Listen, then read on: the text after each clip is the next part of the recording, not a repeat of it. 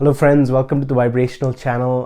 आज का जो वीडियो है वो है कैसे आप अपने लोन्स, अपने डेट जो है उसको क्लियर करो। तो ये एब्राहम हिक्स का प्रोसेस है जिसका नाम है releasing resistance to become debt free.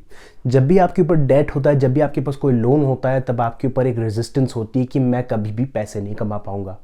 कि अगर आपके सामने कार लोन है, हाउस लोन है, इतने सारे फाइनेंशियल एक्सपेंसेस आ रहे हैं, तो आपके दिमाग में कभी ये आएगा ही नहीं, ये थॉट आएगी ही नहीं कि मैं कभी लखपति या करोड़पति बन सकता हूँ। क्यों? क्योंकि जो आपकी फाइनेंशियल बर्डन्स है वो आपको नीचे गाड़ रहे हैं। पर पहले ये बात समझिए कि जो सिचुएशन आपकी लाइफ में है वो आपके रीज़न से है। कुछ भी हो, कुछ भी चीज़ें आपकी लाइफ में चल रही है, किसी पे भी ब्लेम नहीं कर सकते। सब कुछ आपके ऊपर आता है क्योंकि आपकी वाइब्रेशन ने ही वो सिचुएशन आपके पास लेकर आई है। तो इसका मतलब है आप ड्राइवर सीट पे हो, आप उसको चेंज भी कर सकते हो और उसको चेंज ऐसे करोगे। ये है प्रोसेस। एक पेज लोगे, उस पर सारी की सारे लाइन बनाओगे ऐसे करके। अब हर एक लाइन में आप अपने डेट लिखते हुए जाओगे। तो जैसे अगर आपका कार का लोन है $1500 या $1500, तो $1500 यहां पर लिखोगे। फिर उसके बाद home loan $600, credit card 100, phone bill 50, electricity 20, student बच्चों की फीस जो भी है 400-500। ऐसे करके आप सारी चीजें लिखोगे। अब जब भी आप ये चीजें लिखते हो, आपका काम यह है कि जब भी आप ये खत्म करोगे लिखना, उसके बाद आप छोटा सा छोटा आइटम लोगे। जैसे मान लो ये इलेक्ट्रिसिटी का है आइटम, 20 का ही है।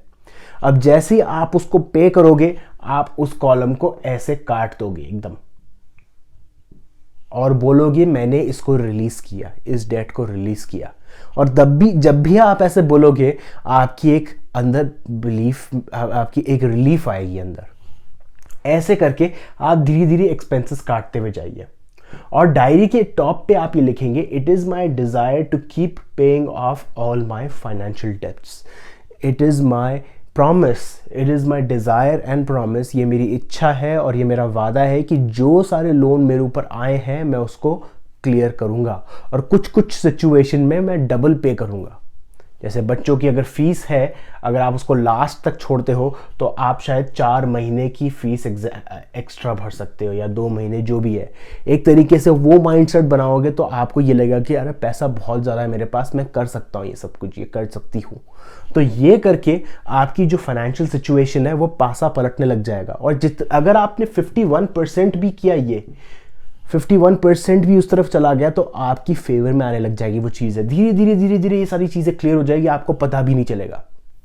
एक और अलग प्रोसेस है इसी प्रोसेस में, वो है जैसे मान लो अगर आपका क्रेडिट कार्ड का बिल है $2000 या $2000। अब इसको आप उतार के यहां पर लेकर आओगे। अब यहां पर आपने एक तरीके से जो स्टेटमेंट है उस स्टेटमेंट को प्रिंट ऑफ करोगे। उस स्टेटमेंट पे आप ये सारे कार लोन, क्लीनिंग, फूड, जो सारे एक्सपेंसेस लिखे हुए हैं उसको करोगे।